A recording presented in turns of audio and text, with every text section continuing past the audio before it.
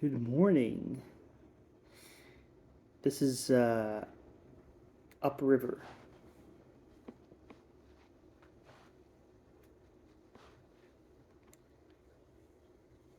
Let me see that knife, said Eric Branson. I understand metal. Nothing made of iron or steel is a mystery to a bear. But I have never seen a knife like yours, and I would be glad to look at it closely. This edge is the one you cut my armor with, he said. The other is very strange. I cannot tell what it is, what it would do, how it was made, but I want to understand it. How did you come to possess it?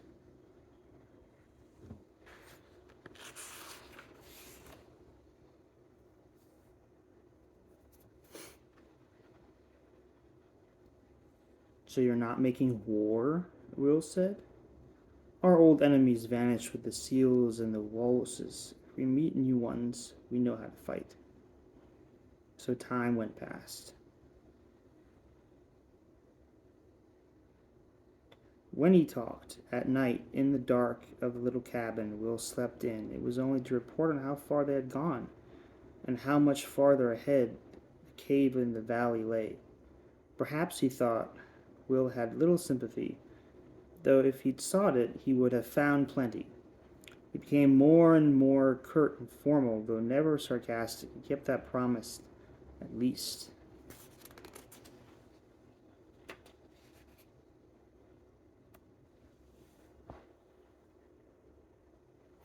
But the valley was now a lake, and the captain insisted that he dared not go past it.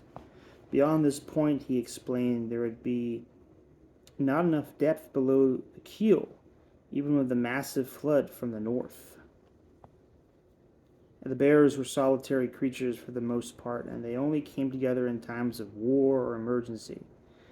Now that they were at the edge of a land of snow, they were impatient to be off, each of them exploring on their own. Come on then, Will, said Iork Bjornson, and we shall find Lyra. Will lifted his rucksack and they set off.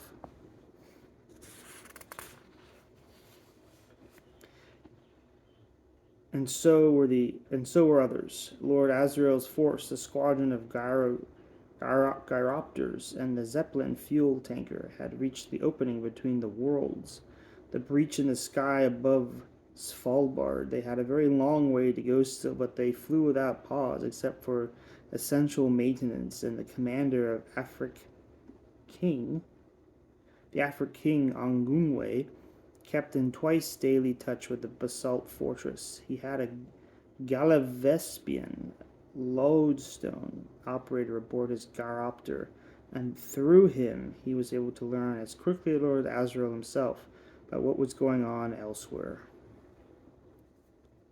The Zeppelin carrying the president of the consistorial court was carrying other passengers as well, unknown to him.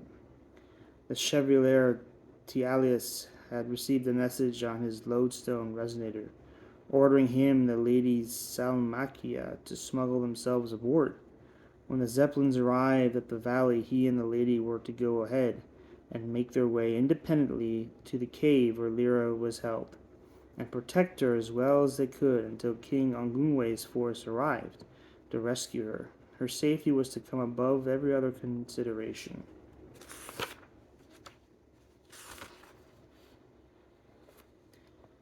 Father Gomez, who had been absolved already of the sin he was going to commit if the consistorial court failed in their mission. Father Gomez was somewhere else, and no one was tracking him at all.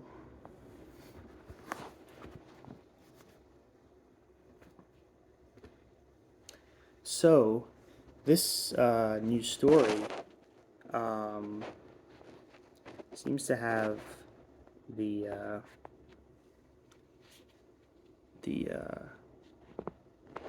hints of war, and it's very interesting. It starts off with a knife, a blade.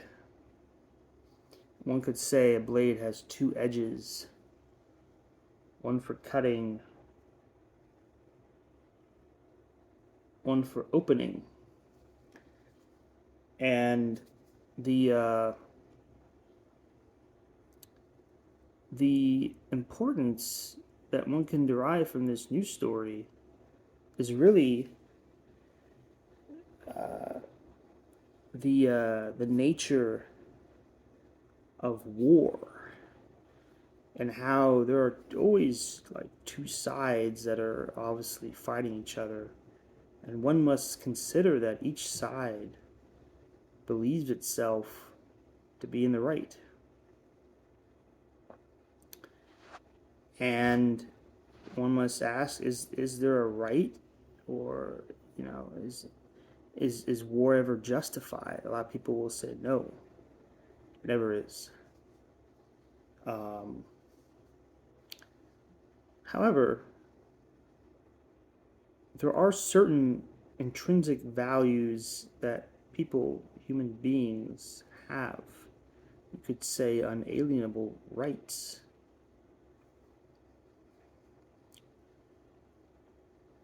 The old life, liberty, and property.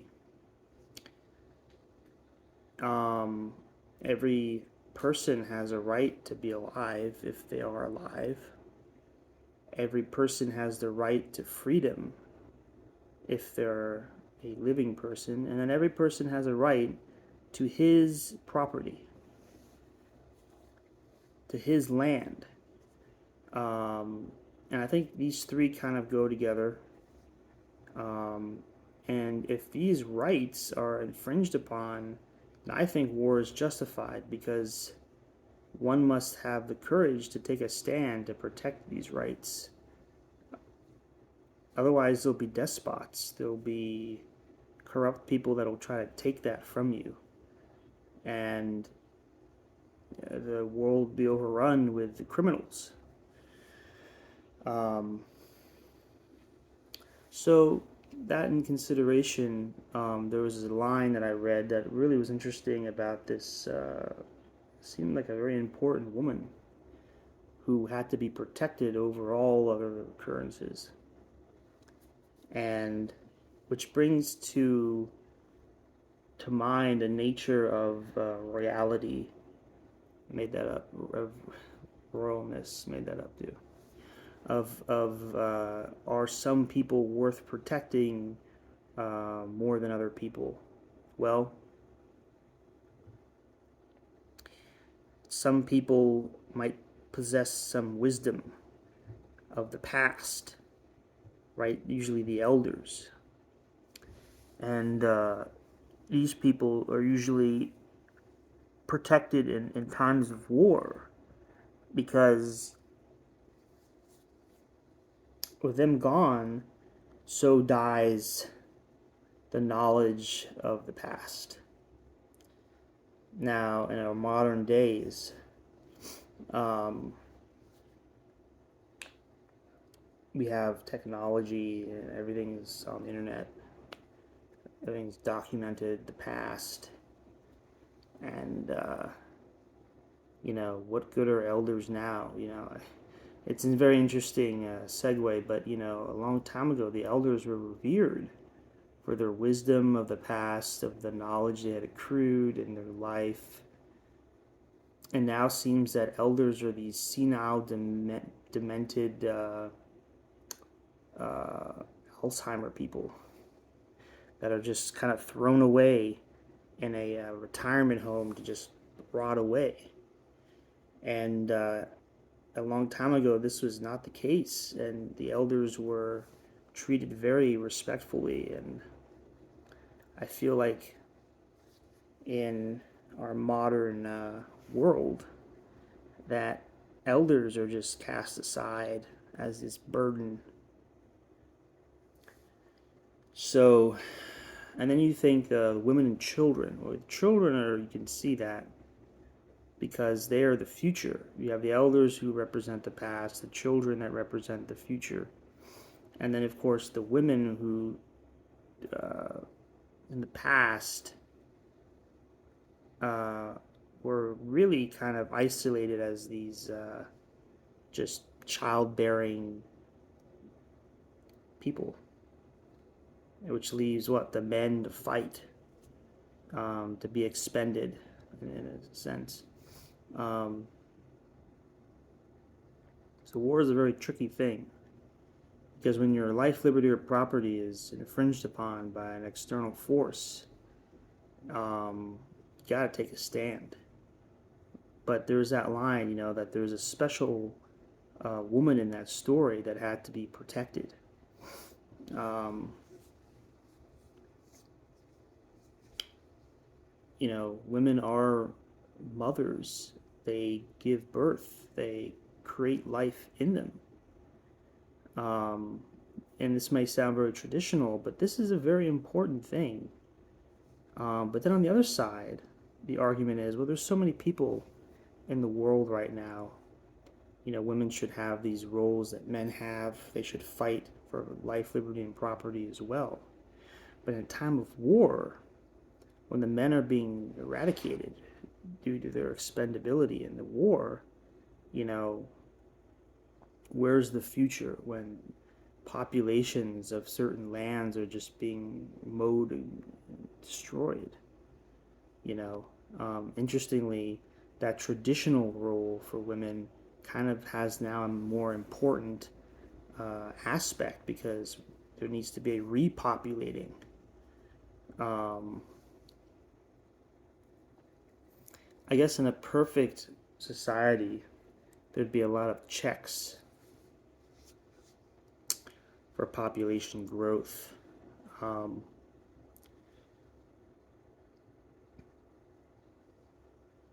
and but life kind of the nature of life is it grows, right? Life grows, and it expands to new places in diverse and wonderful ways. And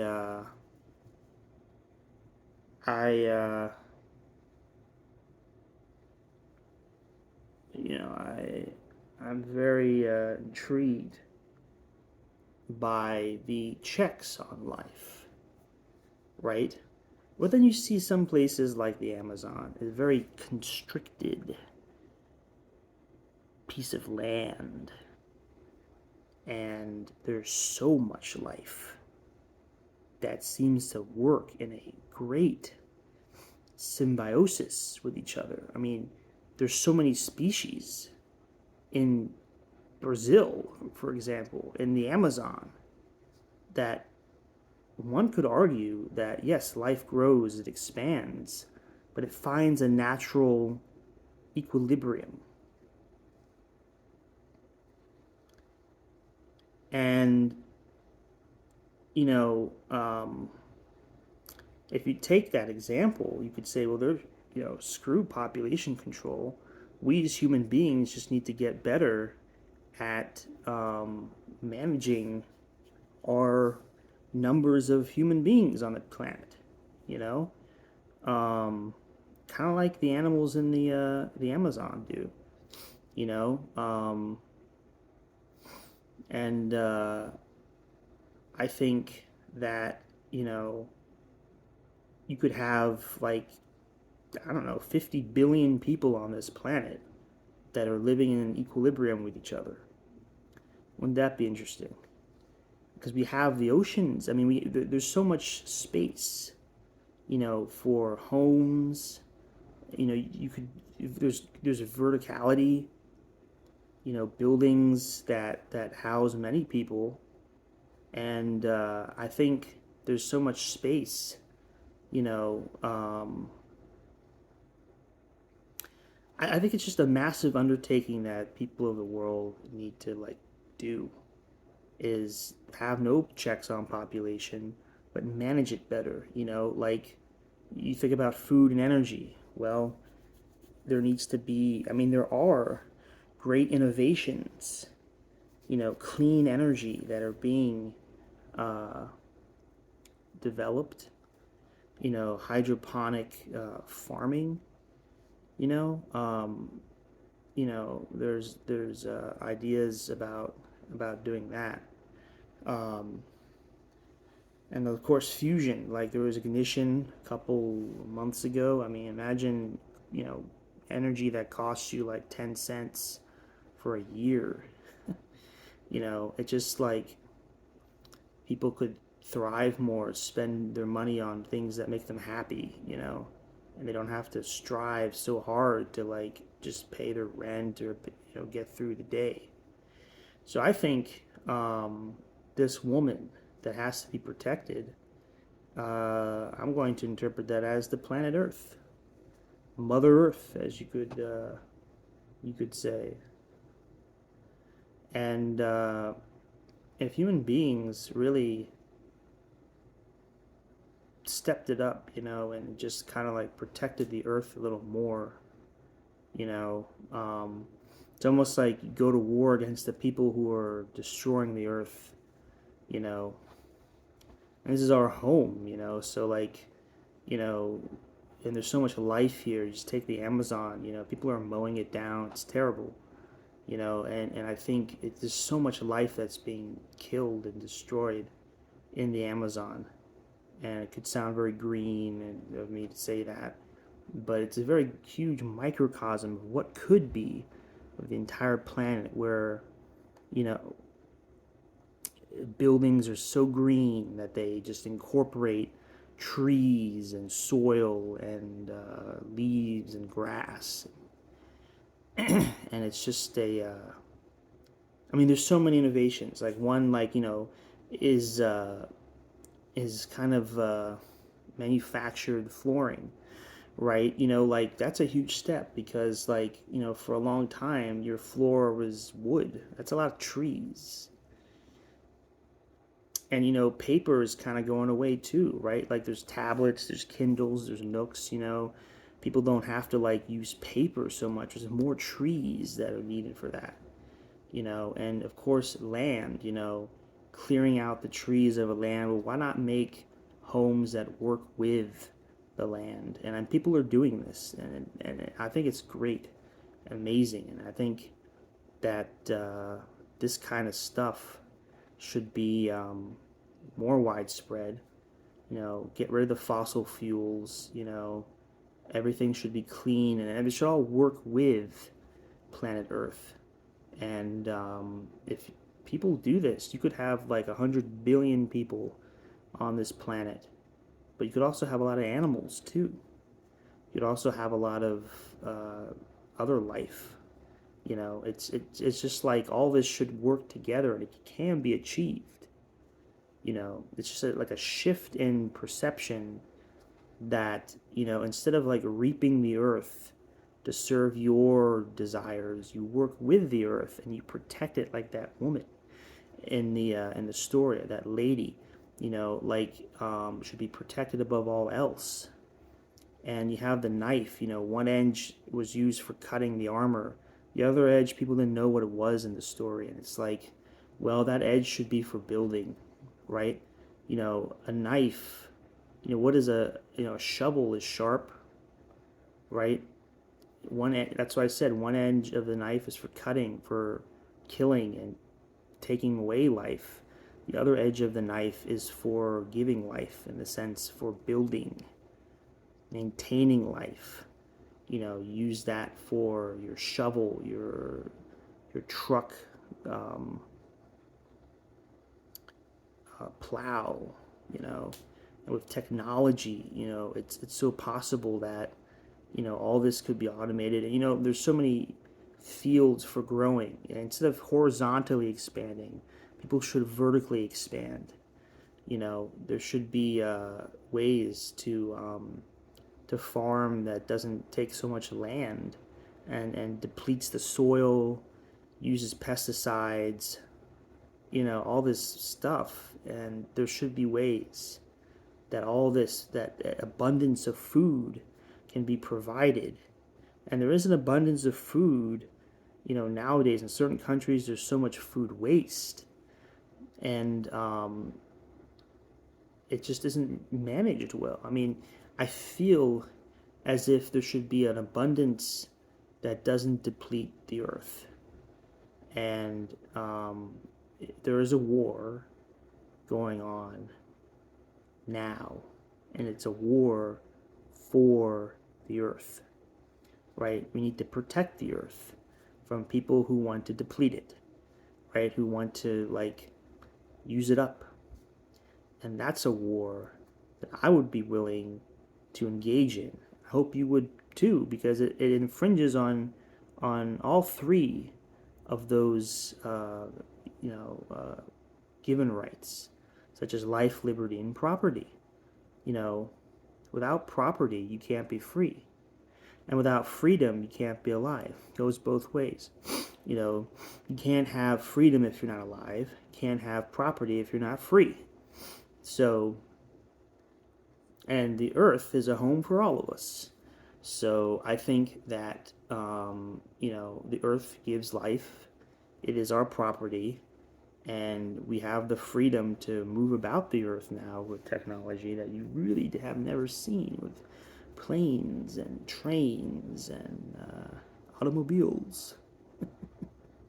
So, yeah, I think people need to like fight for the earth.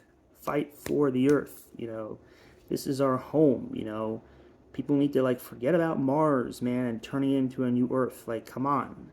We have an amazing planet right here. Let's like preserve it, beautify it. Mars is dead. Like, there is nothing on Mars. The people who are like, we need to go there and colonize. No, this colonization stuff is like way antiquated thinking. We need to remanage our planet, and then we can have like 200 billion human beings.